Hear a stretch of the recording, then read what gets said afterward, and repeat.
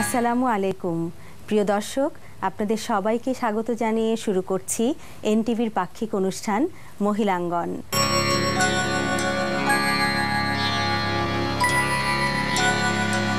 মহিলাঙ্গনে আমরা 4টি সেগমেন্ট নিয়ে আপনাদের সামনে হাজির হই: ঘরোয়া, আলোকপ্রভা, স্বাস্থ্য কথা এবং আলোচনা। শুরুতেই রয়েছে ঘরোয়া।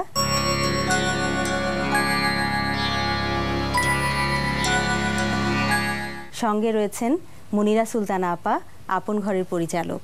আসসালামু আলাইকুম আপা, আল্লাহর তো বিশেষ রহমত রয়েছে আমাদের দেশের উপর। আমরা প্রায় প্রতিটি মৌসুমেই নতুন নতুন কিছু ফল পেয়ে থাকি প্রকৃতির কাছ থেকে। তার মধ্যে কয়েকটি ফল এবং সবজি তো খুবই বলা যায় জনপ্রিয়।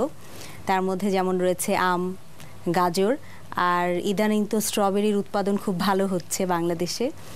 তো এই যে প্রচণ্ড গরমে দেখা যায় যে আমরা আসলে তৃষ্ণার্ত হয়ে গেলে একটু জুস পেলে খুব শীতল অনুভব করি। তো আপনার কাছ থেকে তো আমরা বরাবরই বিভিন্ন ধরনের ঘরোয়া টিপস নিয়ে থাকি। তো আজকে আপনি আমাদেরকে হয়তো ব্যতিক্রম কিছু দিতে পারবেন, তাই না? অবশ্যই। তো এই যে বিভিন্ন মৌসুমি ফলের জুস বানানোর রেসিপি বা প্রণালীগুলো যদি আমাদেরকে একটু বলেন। ধন্যবাদ। আজকে আমি নিয়ে এসেছি 3টা জুসের রেসিপি। আপনাদেরকে দেখাতে তো পারবো না, আমি রেসিপিগুলি বলি আর জুসগুলি তৈরি করে নিয়ে এসেছি, এটা দেখাবো। প্রথমে যে জুসটার কথা বলছি, স্ট্রবেরি। আসলে স্ট্রবেরি তো আমাদের দেশে এখন প্রচুর হচ্ছে, আর এটা খুবই আমাদের ছোটবেলায় একটা লোভনীয় ফল ছিল। এটা দিয়ে খুব সুন্দর জেলি তৈরি করা যায়, জুস তৈরি করা যায়। তো স্ট্রবেরি জুসের জন্য আমাদের যা যা লাগবে, আমরা হাফ কাপ চিনি বা কোয়ার্টার কাপ চিনি দিয়ে এটাকে জাল দিয়ে একটা সিরাপ তৈরি করে নিব। এর মধ্যে লেবুর রস দিব 1 টেবিল চামচ। তো এই যে জাল দেব, যে সিরাপটা কি ঘন হবে? না, ঘন হবে না। আচ্ছা, ঘন হবে না। এই সিরাপটাকে আগে তৈরি করে নিব। আচ্ছা, চিনি, লেবুর রস আর পানি দিয়ে। সেটা কতক্ষণ দিতে হবে? এটা বেশ 2-3 মিনিট মতো, ভালো মতো চিনিটা গলে গেলেই হবে। আচ্ছা আচ্ছা। এর সাথে আমরা 1 কাপ স্ট্রবেরি কেটে কেটে ছোট করে ব্লেন্ডার জগে দিয়ে ব্লেন্ড করব। আচ্ছা। তো ব্লেন্ড করার পরে এটা ভালো করে একটু ছেঁকে ঠান্ডা করে পরিবেশন করা যাবে। আচ্ছা। দ্বিতীয় যে জুসটির কথা আমি বলবো, রেসিপিটা দিব, সেটি হলো আমের তৈরি, কাঁচা আম। হ্যাঁ, কাঁচা আম। অনেকে কাঁচা আমটাকে ব্লেন্ড করে, কিন্তু কাঁচা আমটা ব্লেন্ড করলে কি হয়, আমের কষটা মুখে লাগে। সেই জন্য সবচেয়ে ভালো হয় আমটাকে সিদ্ধ করে নেওয়া। আম সিদ্ধ করে আমরা আগে যে সিরাপের কথা বলেছি, সিদ্ধ আম, তৈরি সিরাপ আর বিট লবণ। আচ্ছা। স্ট্রবেরিতে যেমন আমরা লেবুর রস দিই, এখানে আমরা বিট লবণটা দিব। আর নরমাল লবণ সামান্য একটু দিতে পারি, না দিলেও ভালো লাগে। আচ্ছা, আমটা যে সেদ্ধ করব, সেটার কি শুধু জুসটা নেব নাকি আম সহ? পুরো আম সহ, পুরোটা সহ। তো ওখানে লিকুইডের পরিমাণটা আসলে কতটুকু হচ্ছে? আমরা যদি সিদ্ধ আম হাফ কাপ নেই, তাহলে আমরা সিরাপ নিব 1 কাপ। আচ্ছা। তৈরি সিরাপটা নিব 1 কাপ, তাহলে আমাদের প্রপোর্শনটা ঠিক থাকবে। আচ্ছা। তো এগুলোর নির্দিষ্ট পরিমাণগুলো যদি আরেকবার বলেন। আচ্ছা, সিদ্ধ আম হাফ কাপ, তৈরি সিরাপ 1 কাপ, আচ্ছা, বিট লবণ হাফ চা চামচ, আর কাঁচামরিচ 1টা। আচ্ছা। আর প্রয়োজন আপনি ইচ্ছা করলে সবুজ রং কয়েক ফোঁটা দিতে পারেন, না খেলে না দিবেন। একসঙ্গে ব্লেন্ডার জগে ব্লেন্ড করে ছেঁকে নিলেই আমার তৈরি হয়ে যাবে কাঁচা আমের শরবত। সুন্দর।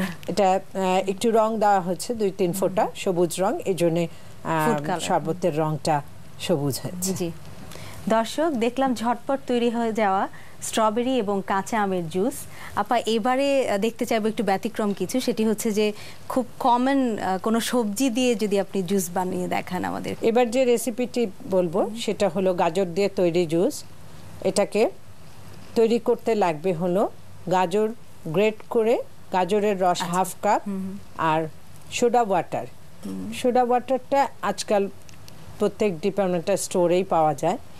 সোডা ওয়াটার লাগবে হাফ কাপ, চিনি লাগবে 1 টেবিল চামচ, আর লবণ বা বিট লবণ, আচ্ছা, এটা লাগবে হাফ চা চামচ। তো এখানে আমরা সিরাপের পরিবর্তে দিচ্ছি সোডা ওয়াটার। সোডা ওয়াটার, হ্যাঁ, সোডা ওয়াটার, গাজর আর চিনি আর বিট লবণ। সোডা ওয়াটারটা কি আমরা বাসায় বানিয়ে নিতে পারি? না, এটা আমরা কিনেই ব্যবহার করি, কিনলে পরিমাণটা ঠিকমতো হবে। আচ্ছা, এটা একসঙ্গে ব্লেন্ডার জগে বা শেকারে, হ্যান্ড শেকারে শেক করে এটা আচ্ছা জুস তৈরি করে ঠান্ডা পরিবেশন করতে হবে। আচ্ছা আপা, এই তো শুনলাম গাজরের জুসের রেসিপি, তো সেটি দেখতে কেমন হবে দেখি একটু। বাহ, মাশাআল্লাহ। তো এটা তো দেখছি আরেকটি নতুন রং হলো না? হ্যাঁ, এটা নতুন রং। হ্যাঁ, আজকে আমরা তিনটি রঙের জুস দেখলাম। আসলে জুসগুলি খুব কালারফুল হয়, কারণ আমাদের যে ন্যাচারাল যে কালার জি জি জি থাকে, রংগুলি আল্লাহ প্রদত্ত, খুবই সুন্দর। আপা, আপনাকে অনেক ধন্যবাদ এই মূল্যবান টিপসগুলো দেওয়ার জন্য এবং রেসিপিগুলো শোনানোর জন্য। ধন্যবাদ। দর্শক, আশা করি আজকের ঘরোয়াতে অন্যরকম কিছু পেয়েছেন আপনারা। হয়তো আজ কিংবা আগামীকাল আপনাদের খাদ্য তালিকায় যোগ হয়ে যাবে এই রেসিপিগুলো। আমাদের পরবর্তী আয়োজন আলোকপ্রভা। আলোকপ্রভা নিয়ে আসছে মারিয়াম জামিলা।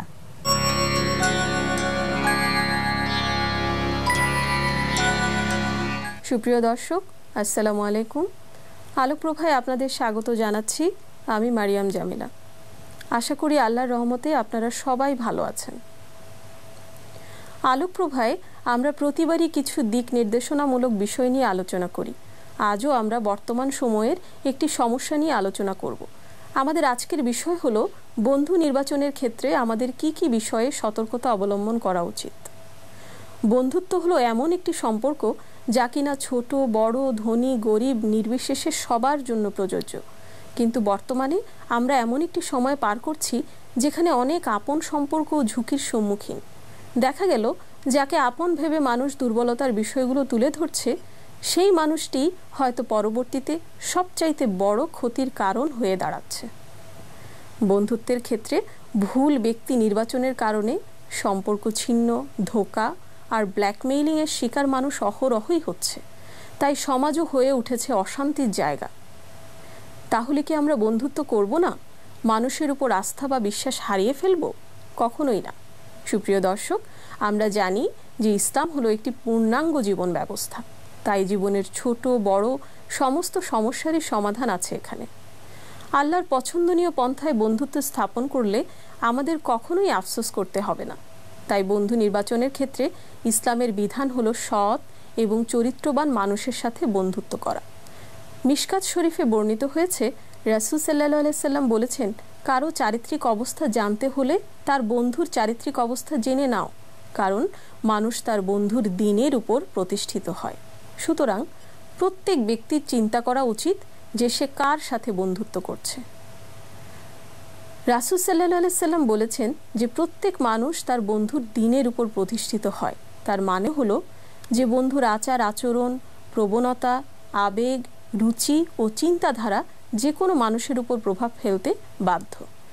এই বিষয়টিকে হালকাভাবে দেখার কোনোই সুযোগ নেই। একজন মানুষ তার ভালো বন্ধু দ্বারা কিভাবে উপকৃত হতে পারে আর খারাপ বন্ধুর দ্বারা কিভাবে ক্ষতিগ্রস্ত হতে পারে, এই বিষয়ে রাসূল সাল্লাল্লাহু আলাইহি সাল্লাম একটি খুব সুন্দর উদাহরণ দিয়েছেন। বুখারী ও মুসলিম শরীফে বর্ণিত হয়েছে, রাসূল সাল্লাল্লাহু আলাইহি সাল্লাম বলেছেন, ভালো বন্ধু হলো সুগন্ধি বা মেশক বিক্রেতা, আর খারাপ বন্ধু হলো চিমনি বিক্রেতা। কারণ সুগন্ধি বিক্রেতা তোমাকে সুগন্ধ দেবে বা তোমার উপকারে আসবে, আর চিমনি বিক্রেতা তোমার বাড়ি জ্বালিয়ে দেবে অথবা তোমার মাথায় দুর্গন্ধ পৌঁছাবে। সুতরাং একজন মুমিন ব্যক্তির আল্লাহর পছন্দ অনুযায়ী বন্ধুত্ব করা উচিত। এতে যেমন সে দুনিয়াতে লাভবান হবে, ঠিক তেমনি পরকালেও আল্লাহর নিকট থেকে অনেক পুরস্কার ও সম্মান পাবে। কারণ মুসলিম শরীফে বর্ণিত হয়েছে, রাসূল সাল্লাল্লাহু আলাইহি সাল্লাম বলেছেন, কিয়ামতের দিন আল্লাহ তাআলা বলবেন, ওইসব লোকেরা কোথায় যারা শুধু আমার জন্যই মানুষের সাথে বন্ধুত্ব করত?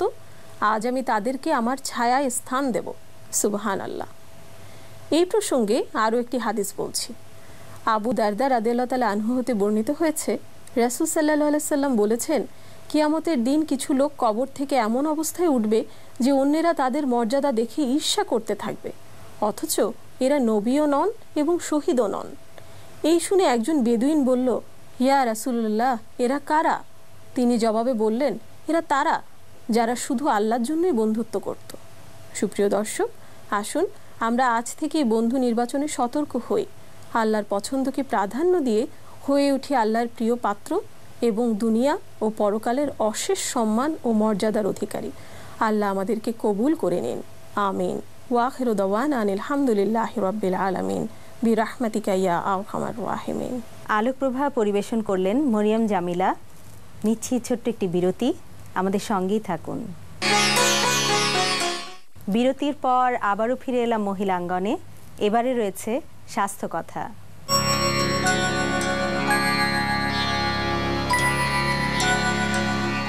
দর্শক, এবারের আয়োজন স্বাস্থ্য কথা। সঙ্গে রয়েছেন doctor Shaila Sultana, registrar, Bangladesh medical college হাসপাতাল। আসসালামু আলাইকুম। আপা, আমরা জানি যে প্রেগন্যান্সি বা মা হওয়ার সময়টিতে মেয়েরা আসলে জীবনের সবচেয়ে নতুন কিছু অভিজ্ঞতার সম্মুখীন হয়। তো আসলে পরবর্তী অভিজ্ঞতার চেয়ে শুরুর দিকের অভিজ্ঞতাগুলো যেহেতু নতুন এবং কষ্টদায়ক, সেক্ষেত্রে লক্ষণগুলো জানা না থাকলে আসলে কষ্টের পরিমাণটা হয়তো বেড়েই যায়। এক ধরনের মানে শকিং এক্সপিরিয়েন্সও হতে পারে কারো কারোর জন্য, যাদের পূর্ব অভিজ্ঞতা নেই, কাউকে দেখেনি বা নিজের হয়নি, প্রথমবার প্রেগন্যান্সি হচ্ছে। তো সেই ক্ষেত্রে এই যে এই সময় কষ্টগুলো খুব কমন যে সিমটমগুলো, সেগুলো কি কি রকম হতে পারে এই যে 9 মাস 10 দিনের যেই সময়টি? ধন্যবাদ আপনাকে। খুবই ইন্টারেস্টিং, খুবই গুরুত্বপূর্ণ একটা বিষয় এটা, যে আমাদের যারা প্রথম মা হচ্ছেন তাদের আগে যাদের অভিজ্ঞতা নেই তারা অনেক সময় বুঝতেই পারে না যে কি কি সমস্যাগুলো তাদের হচ্ছে বা কেন হচ্ছে। তো এই সমস্যাগুলো যদি মানুষ একটু জেনে নেয় বা বুঝতে পারে যে আমার এই সমস্যাগুলো কেন হচ্ছে, তাহলে হয়তো এগুলো মেনে নেওয়াটা ইজিয়ার হয়ে যাবে।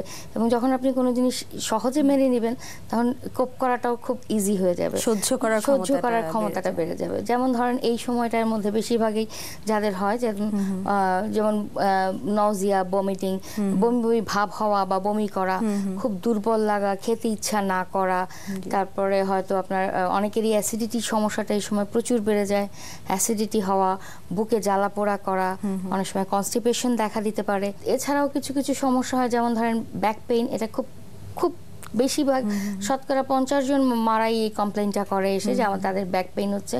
ব্যাক পেইনটা বেশিরভাগ হচ্ছে শেষের দিকে, গর্ভকালীন সময় যখন ধীরে ধীরে যখন বাচ্চাটা বড় হচ্ছে, 30 সপ্তাহ 34 সপ্তাহ শেষের দিকে, এই সময়টায় সবসময় বেশিরভাগ এই সময়টা ফেস করে। এই কারণটা হচ্ছে আসলে ওই যে প্রথমে বলেছি হরমোনের জন্য কিছুটা কারণ হচ্ছে, তাছাড়া বাচ্চাটা বেড়ে যাচ্ছে, এই ভারটা সহ্য করার জন্য মাসেলগুলো স্ট্রেস হচ্ছে, এই জন্য অনেকের ব্যাক পেইন হতে পারে। আচ্ছা, এই যে ব্যাক পেইনটা আসলে কি আপনার মেরুদণ্ড থেকে হতে পারে? না, এটা ব্যাক পেইনটা আপনার বিভিন্ন কারণে হতে পারে। কয়েকটা কারণের মধ্যে আছে, একটা কনস্টিপেশন যদি কারো থাকে, বা ইউরিনারি ট্র্যাক্ট ইনফেকশন, পেশাবে ইনফেকশন যদি থাকে সেটাও পরীক্ষা করে নিতে হবে। এছাড়া নরমালি হচ্ছে, কারণ একটা ভারী হাঁটছে যখন, একটু তো টেনে টেনে হাঁটতেই হচ্ছে প্রেগন্যান্সিতে। ব্যথাটা আসলে এক্স্যাক্টলি পেছনে কোন দিকে হবে? সাধারণত কোমরের দিকে হয়, লাম্বার রিজিয়ন যেটাকে আমরা বলি, এই সময় জায়গাটা হয়। তো এটা ইউজুয়ালি আমরা যে সময়টা বলি, একটু স্বাভাবিক যদি রেস্ট নেয়, বিছানায় শুয়ে থাকে, পাটা একটু উঁচু করে রেখে বিছানায় শুয়ে থাকে, তাহলে এই ভাবটা আরাম পেতে পারে। এছাড়া শেক দিতে পারে, গরম হিট দিতে পারে, কিংবা যে নর্মাল কিছু ওষুধ যেগুলো আছে, ভিক্স বা আয়োডেক্স বা মুভ, সেগুলো দিলে পাওয়া যায়, হ্যাঁ সেগুলো দিলে কোনো ক্ষতি নেই, দিলে সে আরামও পেতে পারে। আচ্ছা, তো আমরা দেখছি যে আসলে স্বাভাবিক সময়ের যে খাদ্য তালিকা, সেটিতে কিছু পরিবর্তন হতেই পারে প্রেগন্যান্সির সময়, প্রেগন্যান্সিতে সেগুলাই। এবং একটু প্রোটিন এনরিচড খাবার, এগুলো একটু অল্প মাত্রায় ঘন ঘন 3-4 ঘন্টা পর পর যদি খেতে পারে, তাহলে এই সমস্যাগুলো আমরা অনেক সমস্যা আমরা সলভ করতে পারি। আচ্ছা, তো এই তো গেল আসলে বিভিন্ন শারীরিক লক্ষণ এবং কষ্টের উপশমের কিছু উপায়। তো এছাড়াও এই যে শরীরের যেই যত্ন, এর পাশাপাশি কি আসলে রোগীর তো মানে শরীরে এই পরিবর্তন বা কষ্টগুলোর সাথে সাথে মনের কষ্টেও কিছুটা প্রকারভেদ হয়, কারণ এই অভিজ্ঞতাগুলো তার আগে ছিল না। কারণ আগে যেহেতু তার ছিল না, সেক্ষেত্রে আমরা পরিবারে যারা আছি সদস্যরা, তারা একটা বিরাট ভূমিকা পালন করি। ওদেরকে সহজভাবে সহনশীল হতে হবে তাদের জন্য, কারণ হরমোনের ইমব্যালেন্সের জন্য কিন্তু তারা অনেক সময় হঠাৎ করে ইমোশনাল হয়ে যায়, কান্নাকাটি বেশি করে। তাকে বুঝাতে হবে যে এই এই সমস্যাগুলো অনেকেরই হয়, সবাই এটা কোপ করতে পারে, বিশেষ করে প্রথম মাদেরকে। তাদেরকে যদি একটু আরেকটু সাহায্য করা যায়, যেটা কিছু না একটু রেস্ট নিলে বা খাবারটা চেঞ্জ করলে, যেমন বমির ভাবটা বলছি, এটা প্রথম 3 মাসের মধ্যে এটা মোটামুটি শেষ হয়ে যায়। তারপরে কিন্তু মধ্য অবস্থায় অনেকেরই থাকে না, বেশিরভাগে। আবার কারো কারো শেষের দিকে গিয়ে আবার একটু ডেভেলপ করতে পারে, আবার কারো কারো পুরো সময়ই হয়তো সেটা খুব কম, পার্সেন্টেজটা খুবই কম। হ্যাঁ, একজন বা খুব অল্প পার্সেন্টেজ এরকম হয়, কিন্তু বেশিরভাগই নজিয়াটিক এবং বমির ভাবটা প্রথম দিকেই বেশি হয় এবং অনেকের গিয়ে শেষের দিকে কিছু কিছু হতে পারে, এবং বাকি সময়টা 25%-এর কিছুই হয় না। সেটা 25% ক্ষেত্রে মাঝামাঝি সময়টা মোটামুটি রিস্ক ফ্রি সময়, আর প্রথম আর শেষের দিকে একটু স্বাভাবিক যত্নে থাকতেই হয়, কারণ শেষের দিকে তো একটু সমস্যাগুলো বাড়ে। আপা, আপনাকে অনেক ধন্যবাদ এই সুন্দর তথ্যগুলো দেওয়ার জন্য। দর্শক, ডক্টর শায়লা সুলতানা আপার কাছে স্বাস্থ্য কথা শুনলাম। এবারে রয়েছে আলোচনা।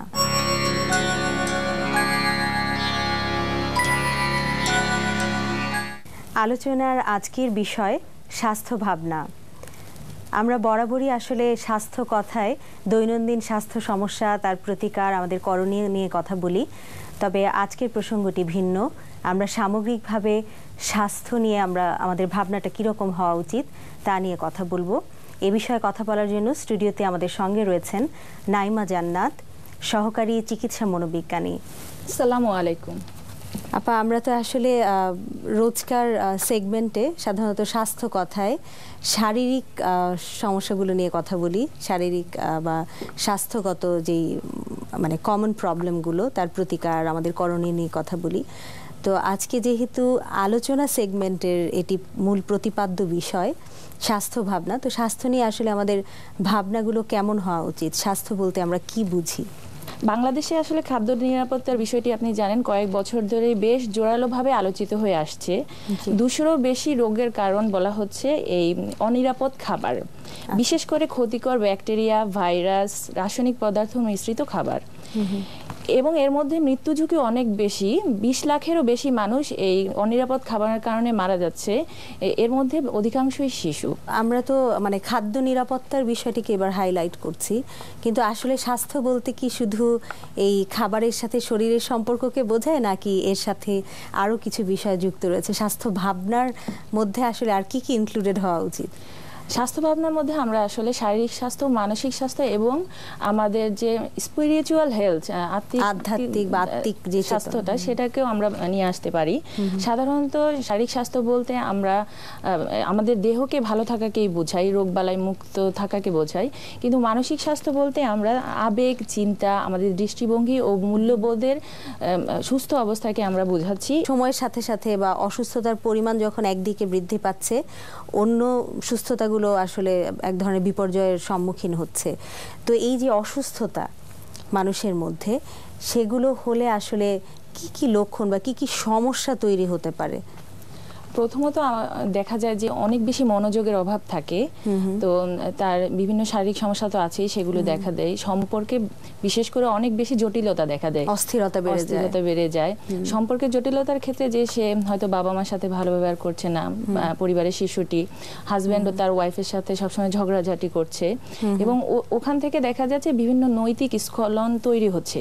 কেউ কাউকে বিশ্বাস করতে পারছে না এবং বিশ্বাস ভঙ্গের মতো অনেক আচরণ করে ফেলছে এবং কাজ করে ফেলছে। কলহ, বিদ্রোহ এগুলো বেড়েই চলছে পরিবারে, সমাজে, নানান জায়গায় আমরা বিশৃঙ্খলা দেখতে পাবো। স্বার্থপরতাটা অনেক বেশি বেড়ে যায়, যে অন্যের জিনিস নিয়ে নেওয়া, অন্যের জিনিসে হস্তক্ষেপ করা, এবং সমাজে অন্যায়, অপরাধ, সহিংসতার অনেক বেশি পরিলক্ষিত হতে থাকে। বিভিন্ন ধরনের শারীরিক ও মানসিক অসুস্থতা আপনি দেখতে পাবেন। এছাড়াও আছে যে মদ বা মাদকের বিস্তার অনেক বেশি বেড়ে যায় তখন। তো এই যে এই অসুস্থতা থেকে আসলে পরিত্রাণের উপায় কি? এই অসুস্থতা থেকে পরিত্রাণের জন্য আসলে আমাদেরকে ভালো অনেক কিছুই প্র্যাকটিস করতে হবে। যেমন নিরাপদ খাবার গ্রহণ করার ব্যাপারে আমাদের সচেতন থাকতে হবে এবং উৎপাদন নিশ্চিত করা, কারণ আমরা কেউ নিরাপদ খাবার গ্রহণ করছি, আবার কেউ উৎপাদন করছি। সেক্ষেত্রে সবাইকে এই জায়গাটায় অনেস্ট হতে হবে। চারপাশে পরিবেশ সুন্দর রাখতে হবে, পরিষ্কার পরিচ্ছন্ন থাকতে হবে, যাতে আমার স্বাস্থ্য ভালো থাকে। পরিবারের সব সদস্যদের বিশেষ করে শিশুদের শারীরিক মানসিক সুস্থতা ও নিরাপত্তা নিশ্চিত করতে হবে। পরিমিতি বোধ থাকা, মানে একটা মানুষের মধ্যে পরিমিতি বোধ জাগ্রত করতে হবে এবং সৃষ্টিকর্তার উপর আস্থা রাখতে হবে। পরিবারের সবাই মাঝে মাঝে কিছু সময় আমরা এক সময় কাটাতে পারি, যাতে আমাদের মধ্যে সামাজিক ও ধর্মীয় মূল্যবোধগুলো বাড়ে। যে কোনো পরিস্থিতিতে একজন আরেকজনকে সহযোগিতা করা, যাতে যে কোনো মানসিক চাপ মোকাবেলায় আমরা একজন আরেকজনকে হেল্প করতে পারি এবং নিজেও নিজেকে সাহায্য করতে পারি। অন্যকে শ্রদ্ধা করা এবং বেশি বেশি ভালো কাজ করা, এবং আমি যাতে নিজের ক্ষতি না করি এবং অন্যের ক্ষতি না করি। কারণ আমরা জানি যে রাসূলুল্লাহ সাল্লাল্লাহু আলাইহি ওয়াসাল্লাম বলেছেন, সেই মুসলিম যার জিহ্বার হাত থেকে সকল মুসলিম নিরাপদ। কাজের প্রতি আন্তরিক থাকা, আমরা দেখা যায় অনেক সময় যেটা করি যে কাজের প্রতি আন্তরিকতা দেখাতে গিয়ে বাসায় হয়তো আছি, আমি বলছি যে হ্যাঁ আমি চলে আসবো অফিসে, আমি রাস্তায়, দেখা যায় ছোট বাচ্চাটি সেটা শুনছে এবং তার জন্য প্রবলেম তৈরি হতে পারে। এজন্য আমাকে কাজের প্রতি আন্তরিক থাকার সাথে সাথে আমার কথাবার্তায় বিনয়ী ভাব আনতে হবে এবং ওই জায়গায় আমাকে পরিপূর্ণভাবে সৎ হতে হবে, মানে নিজের প্রতি সৎ হওয়া, যে ট্রুথ ইউরসেলফ। এই জিনিসটা আমাদেরকে সুস্থ থাকতে অনেক সহায়তা করে। এবং আরেকটা বিষয় হচ্ছে নিয়মিত ব্যায়াম ও পরিমাণ মতো বিশ্রাম। যেটা বলা হয় যে শারীরিক স্বাস্থ্যের জন্য যদি কেউ অসুস্থ হয়ে যায় শারীরিক স্বাস্থ্যের ক্ষেত্রে, সেখানে আমাদের হচ্ছে বিশ্রাম দরকার। আর যদি আমরা মানসিকভাবে কেউ অসুস্থ হয়ে পড়ি, সেখানে হচ্ছে ছোট ছোট পরিশ্রম করতে হবে আমাদেরকে। রাসূল সাল্লাল্লাহু আলাইহি ওয়াসাল্লামের হাদিস থেকে আমরা আরও জানতে পারি, এমন দুটি নিয়ামত আছে, বহু মানুষ এই দুটির ব্যাপারে ধোঁকায় আছে, তা হলো সুস্থতা ও অবসর। এখানে আমরা সুস্থতাকে পরিপূর্ণভাবে অবসরে না নিয়ে আমরা সুস্থতাকে ভালো মতো ইউজ করব এবং অবসরকে আমরা পরিমাণ মতো ইউজ করব, যাতে এমন হয়ে যায় যে অবসরের কারণে আমরা আজে বাজে চিন্তা না নিয়ে আসি এবং মানসিকভাবে অসুস্থ হয়ে পড়ি। বলা যায় যে ইউটিলাইজ বা সৎ ব্যবহার করতে হবে সময় বা যে কোনো অবস্থার সৎ ব্যবহার করা। দর্শক, আমরা দেখছি যে আসলে আমাদের প্রাত্যহিক জীবনে মৌলিক চাহিদাগুলো যখন নিশ্চিত হচ্ছে, চাহিদা পূরণ করার বিষয়টি যখন নিশ্চিত হচ্ছে, তখনই কিন্তু আপনার আত্মিক যোগাযোগটি শারীরিক এবং মানসিক সুস্থতার এক ধরনের পরিবর্ধক হয়ে দাঁড়াচ্ছে। আপা, আপনাকে অনেক ধন্যবাদ আজকের এই আলোচনার জন্য। আপনাকেও ধন্যবাদ এবং সবাইকে ধন্যবাদ। দর্শক, নাইমা জান্নাত আপার আলোচনা শুনলাম। আমাদের অনুষ্ঠান সম্পর্কে আপনাদের মন্তব্য কিংবা কোনো মতামত থাকলে যোগাযোগ করুন এই ঠিকানায়। পরিচালক মহিলাঙ্গন, NTV BSEC ভবন, 7ম তলা, 102 কাজী নজরুল ইসলাম এভিনিউ, কারওয়ান বাজার, ঢাকা 12-15। এই ছিল মহিলাঙ্গনের আজকের পরিবেশনা। পরবর্তী অনুষ্ঠানে আবার দেখা হবে ইনশাআল্লাহ। ভালো থাকুন, সুস্থ থাকুন, সুন্দর থাকুন। আসসালামু আলাইকুম।